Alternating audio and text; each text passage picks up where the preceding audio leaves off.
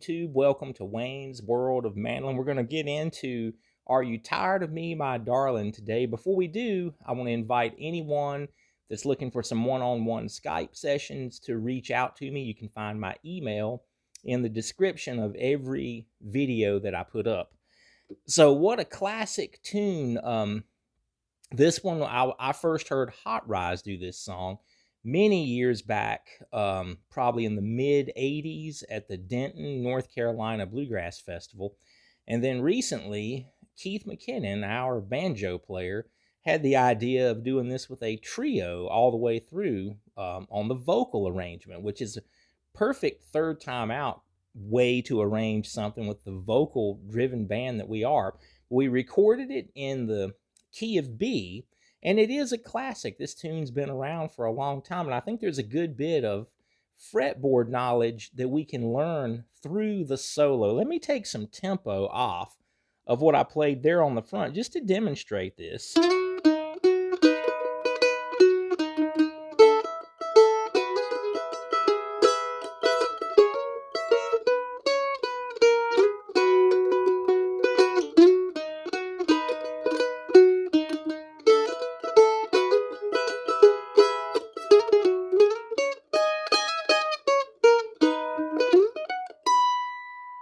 So as you can see, there's a good bit of movement on the fretboard. I'm going to break the phrases down now and talk about the fundamental that's kind of right there beneath the surface of what's being played. As we start the melody in first position, think of this as an arpeggio for B. You've probably played out of that shape before, maybe not in B, maybe not in this neighborhood of the fretboard. It could have been A. It's just like our chop chord. Sometimes it's easy to forget that this finger can actually occupy that first fret. Probably you don't play in F sharp a lot, that 5 chord as far as a root chord, but B is a common bluegrass key. So we want to make sure that we're following through with associating these fundamentals with the shapes that we're playing. So there's our melody.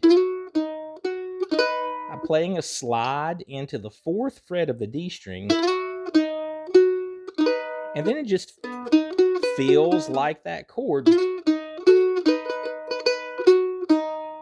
Now, following the melody still, I'm hammering onto the 2nd fret of the A string, which is the 5th of the E chord. Here's our next shape, the fundamental that's under your hand. Let's think of that as an E arpeggio. Now your index finger is covering the root note instead of the ring finger here. This shape, here's our root note of E.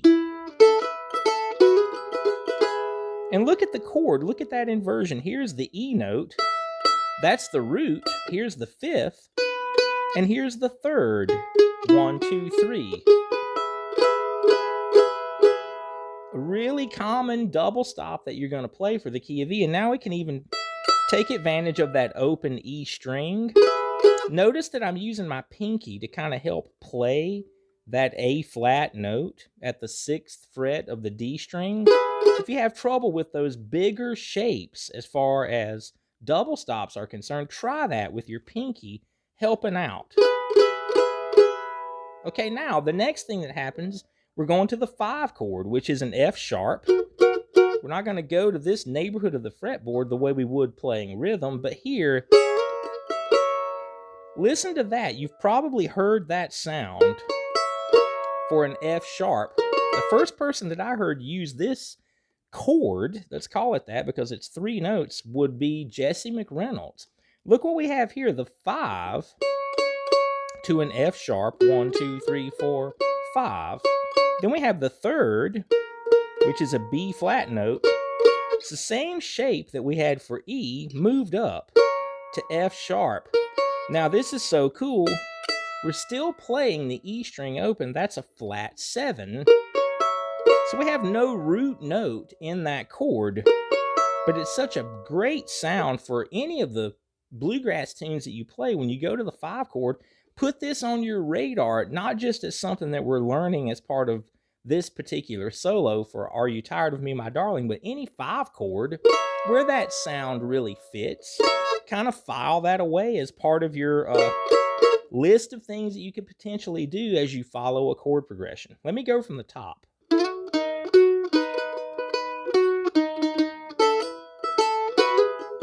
Here we go.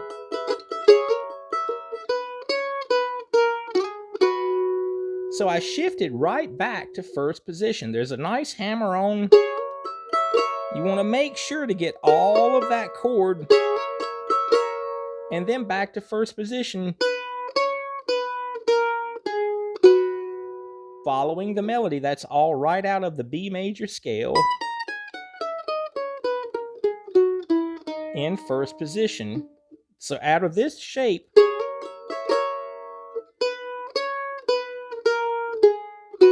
look at a healthy fingering on that. 2nd fret, 4th fret.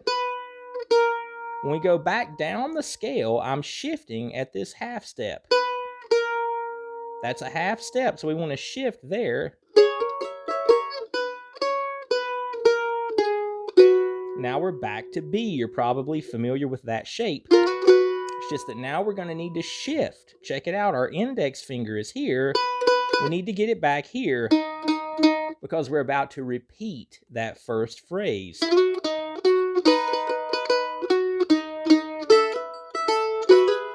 Those are the same exact phrases that I played before, but when we do end after this line,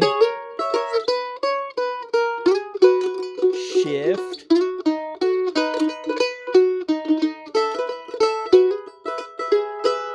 now that tag,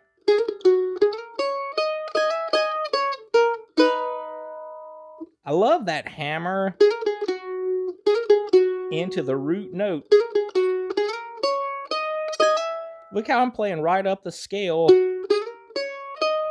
again to a flat 7 note, but this time instead of an open E, I'm playing the 7th fret of the A string. And I'm making an E double stop there, a hammer on from this E flat note up to E, while playing an A flat on the E string, which would be the 3rd of our E chord.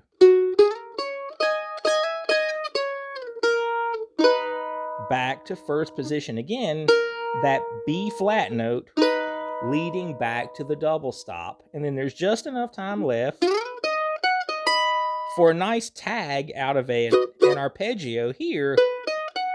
Same exact shape that we started with, full octave up. Okay.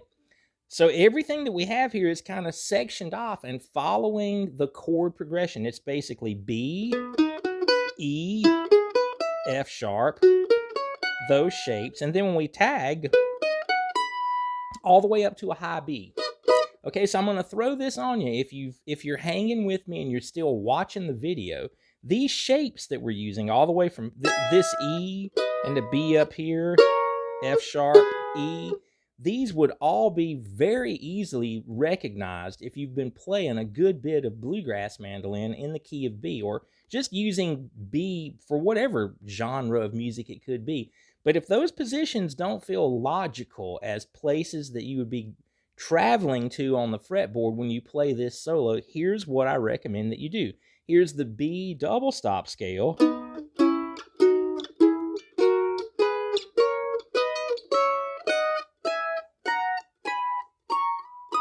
From a low B here all the way to a high one. Now look how these first 8 shapes, I'm following the shape of this scale. There's our major scale.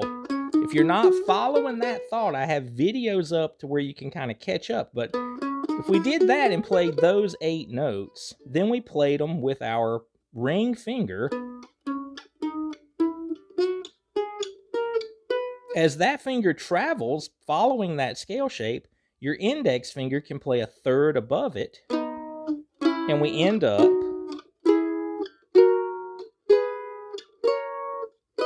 with those 8 shapes. Then I'm going to finish that up